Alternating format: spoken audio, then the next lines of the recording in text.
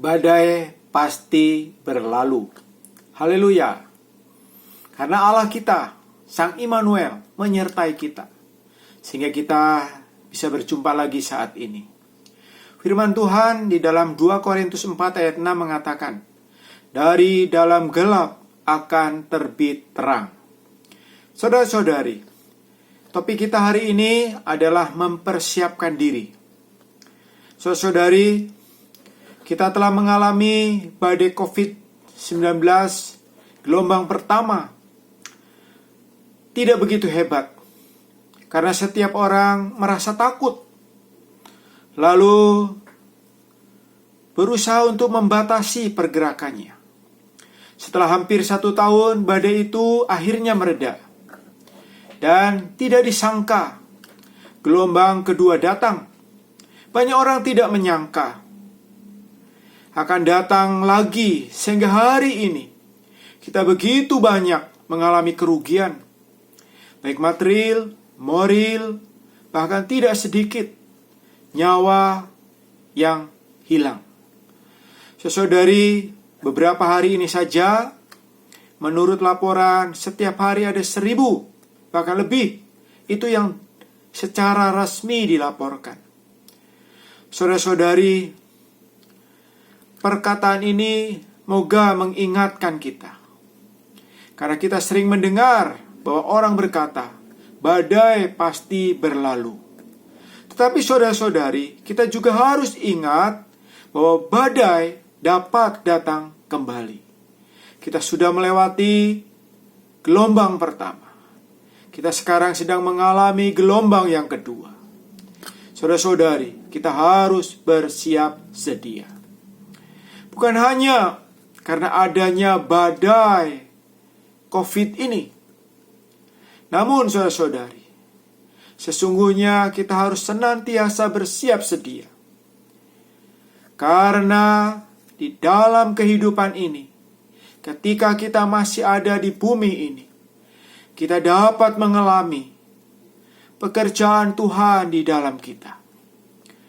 Saudara-saudari, Allah damba, Allah rindu, seperti yang disebutkan di dalam Roma pasal 8 ayat 29 dan 30, bahwa Allah damba supaya kita diubah menjadi serupa dengan gambaran Dia, yaitu Kristus.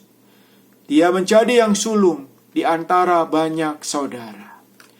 Karena itu saudara-saudari, kita harus bersiap sedia untuk menghadapi kemungkinan badai COVID gelombang ketiga. Saudara-saudari, kita harus mempersiapkan diri.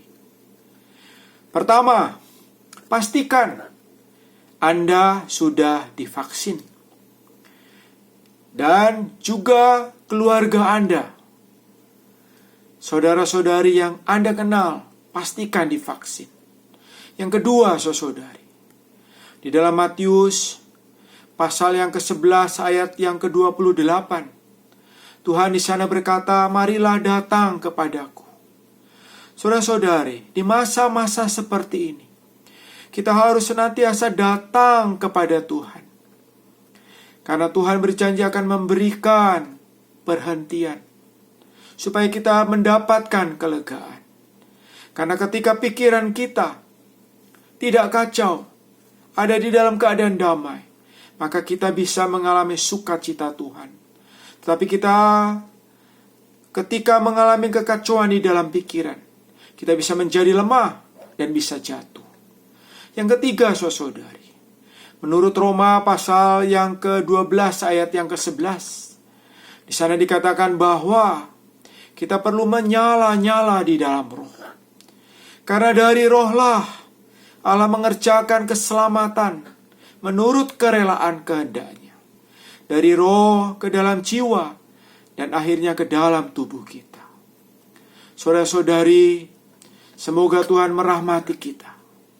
Karena Allah damba untuk ini. Bahkan seluruh makhluk hidup sedang menantikan kita dimuliakan. Karena itu saudara-saudari, kita harus benar-benar membiarkan Tuhan menggarapkan dirinya ke dalam kita, sehingga seluruh diri kita, roh, jiwa, dan tubuh kita terpelihara dengan sempurna. Mari saudari, kita sambut firman ini di dalam doa. Tuhan Yesus, terima kasih karena Engkau sedang mengerjakan keselamatan di dalam diri kami. Namun kami perlu bekerja sama dengan diri-Mu, memelihara tubuh kami, memiliki kesehatan yang baik. Tuhan, juga jiwa kami, agar memiliki damai sejahtera dari Kristus, sehingga kami tidak menjadi lemah dan jatuh. Terlebih roh kami tetap menyala-nyala untuk melayani diri-Mu, karena dari rohlah Engkau mengerjakan keselamatan menurut kerelaan kehendak-Mu. Tuhan, berkati kami. Terima kasih untuk firman-Mu. Segala hormat mulia bagi-Mu. Amin.